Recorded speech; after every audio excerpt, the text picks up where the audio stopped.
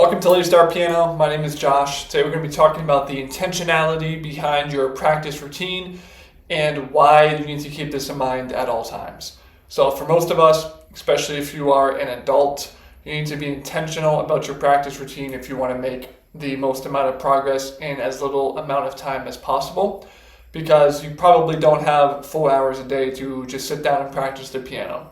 You might have a family, you might have kids, you might have work, you might have obligations, you have a lot of other things going on when you're an adult, and you can't just be sitting down for 3 hours and practicing as much as you want. But with that being said, you still want to play the piano, you still want to make progress, but you just have a limited amount of time to actually sit down and practice. So that's where the intentionality comes in. So we got a few points here. Look at my notes. I'm going to give you some things that hopefully you can take away from this video whenever you go to sit down at your next practice routine, even if it's only for 10 minutes or 20 minutes or whatever it is. Hopefully some of these tips you can keep in mind with you for next time so that you can implement them and make more practice in less amount of time. Yes, it is possible. You just have to know how to practice in the most efficient way possible, right? So first thing you want to do is, before you even sit down at the piano, you want to think about what you want to work on for that day. So let's say you only have 10 minutes of practice time. You don't want to be sitting down messing around on the piano for, a minute or 2 minutes, because a tenth of your practice time is already gone. So if it takes you a minute to decide what to practice, now you're down to 9 minutes of actual practice time. You're already losing time, and like we talked about earlier, your time is limited when it comes to practicing. So already have a game plan for you before you even sit down at the piano. That's the first thing you want to do. Next thing you want to do, say you are working on your scales that day. Say you're working on, you want to learn a new scale. Maybe it's E major, maybe it's B major, whatever it is. And when you sit down, you don't want to play necessarily all the keys before that, right? So I'm using scales because this is something very common that a lot of people practice and something that you should be practicing. So let's say you know C major in one hand, you know G major in one hand, but maybe you don't know D major. So D major is kind of where you're struggling a little bit. So what you don't want to do, I should say, is you don't need to go and start from C major, because you already know C major, you already feel comfortable. You don't need to play G major because you already know G major. You don't want to be spending your practice time practicing things that you already know. And so many people do this. So many of my students do this. Even when I ask them how they are practicing, they tell me, I just say, tell me what you're practicing. What did you work on last time before our last lesson? And they say, well, I did my scales. And I say, okay, what did you practice for scales? And they say, well, I did my C major scales, I did my G major scales, and even though I'm struggling with D major. And then they don't know why they're practicing things that they already know. This is part of that intentionality that we talked about. This is the whole point of the video, is if you're working on scales, you want to work on things that you don't feel comfortable at, right? It sounds like common sense, but this is where a lot of people mess up, because they work on things that they already know. Same thing with learning a piece. A lot of people will know the first measures or the first 2 or 3 measures of a song really, really well, and they just practice those over and over and over, but they don't practice those difficult areas, so they never improve at the way they want to improve. So back to our example, say, okay, I want to work on scales today. Great, I'm going to work on D major because D major I don't know that well, so I'm going to start with that. I'm going to start with one hand only. So you get the fingering down, okay, 1, 2, finger 3, then you cross over, and then maybe you mess up, you hit something like that. Instead of going back to the beginning, start on that problem note. So start on this finger here, and then play the correct note. Instead of going back to the beginning, messing up, and then going back to the beginning, messing up again. Just start at wherever you're messing up. Right? Even if it's only literally one note like that or 2 notes at a time, that's the way you want to practice, because that's how you're going to improve, okay? Maybe you already have D major down. Maybe you have it down and you don't really have any problems with that in the right hand. Okay, then don't work on D major with your right hand. Go to your left hand and practice your D major scale in your left hand. Maybe you can do it hands separate, but you can't do it both hands together. So you don't need to play D major in the right hand alone and then D major in the left hand alone, because you can already do that. So try to play both hands together at the same time. Maybe you can do both hands at the same time, but you can't do 2 octaves, right? So you kind of get stuck on that second octave. That's fine. Try to do 2 octaves at once. You don't need to be wasting time working on things you already know. This is kind of the main point of what we're discussing here, right? And again, another thing you can do is break it down. So a lot of people might say, well, maybe we can get away from the scale example for a little bit. Maybe you're learning like a classical piece, something kind of advanced even, something like Liebestrom, right? And you're trying to learn Liebestrom.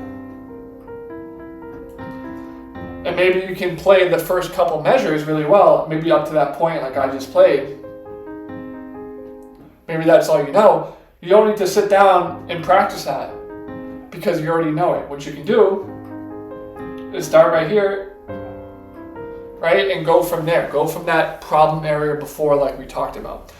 And even if it's only one hand at a time, if it's only one note at a time that you're adding, that's going to be so much more beneficial for your practice routine instead of working on things that you already know over and over again, right? And again, I'm saying a lot here all at once, but you don't want to be trying to focus on a ton of things at once, right? So back to our scale example, because that's probably the easiest example that I can give you. Maybe you know your C major scale, your G major scale again, but you don't know your D major scale. So if you don't know any notes of your D major scale, then you don't want to be trying to play the entire scale in both hands immediately, right? That doesn't make any sense. A lot of people will try to just jump in there, 2 hands together, and just very slowly, painstakingly do something like this. And then they mess up. And then they go back, and then they do 2 hands again, really slow. And then they get here and they make the same exact mistake. And then they start back over. You're doing too much at once, okay? So instead, if you're new to the D major scale and you have no idea anything about it, literally go 1 note at a time. Start on with your right hand only or your left hand only and play the first note with the correct fingering, right? Okay, now you can do that. Okay, now add the second note. Then maybe you can do that a few times, 2 or 3 times. Okay, those are your first 2 notes of the D major scale, and you're using the correct fingerings. Now we're going to add in the third note. Okay, now you do that a few times. Okay, now we got to cross over, so maybe you're struggling with the crossover part. Maybe you're hitting the wrong notes, right? So what do? Well, you start on that third finger, because you can play from here up until here fine, but the crossover is what's giving you trouble. So you start on that note, and you just do the cross. And then once you do that, you keep going. Add 1 more note. Then maybe you can try to link what you have. Right? Now you can do 5 notes of the D major scale, and then you slowly add on to this as you go. I think you get the point now. But again, you want to come up with a game plan before you even sit down. You want to be very intentional when it comes to your practice. So you want to think about, what am I working on? How am I going to accomplish whatever it is my goal is for this session? And am I working on something new? Am I trying to brush up on something maybe I used to know but now I forgot? Whatever it is that you want to do. And then again, take it very slowly, 1 step at a time, especially if you're an adult, especially if you've never played before, you never had any kind of experience, maybe even learning a simpler, right, quote unquote, simpler scale like that might be a little bit of a challenge for you. So that's why you want to break it down into these micro pieces, literally 1 note. Literally starting with 1 note and building up from there. And the reason why a lot of people don't do this is because they want the kind of the instant gratification, and they want to be able to do whatever they're trying to do quickly, right? People, they want whatever they want quickly, they want it now. That's kind of the society that we live in, especially in America, is people want things now, they want things instantaneously. So that's why, like I said before, a lot of people will just kind of jump in and try to do like an all or none approach. And really what you should be doing is the exact opposite. You should be breaking it down to the smallest piece you possibly can, even 1 note at a time, and going from there. And it's counterintuitive because that might seem tedious and it might seem, maybe annoying or tedious, and it can be for sure, but that's going to be your fastest path to success, whether it's learning something new like playing the piano, whether it's going to the gym every day, right? It's the same thing like going to the gym analogy. Somebody wouldn't go to the gym and immediately start throwing around 500 pounds on the bench press, 800 pounds on the squat rack, and 1,000 pounds on the deadlift, because you would get killed. Obviously, you have to start slow and do micro progressions. And what that's going to do is allow you to get better safely. And it is actually going to help you get better quickly, because you're going to actually be making progress and not being super overwhelmed with trying to do everything at once and then wasting time and practicing things you already know. So I hope this helps. Let me know if you have any questions, comments down below. Again, my name is Josh. I still have a couple spots left for students, so if you're interested in that, just comment down below and I'll send you an email and we'll get that set up. Again, my name is Josh, and I hope you have a great rest of your day.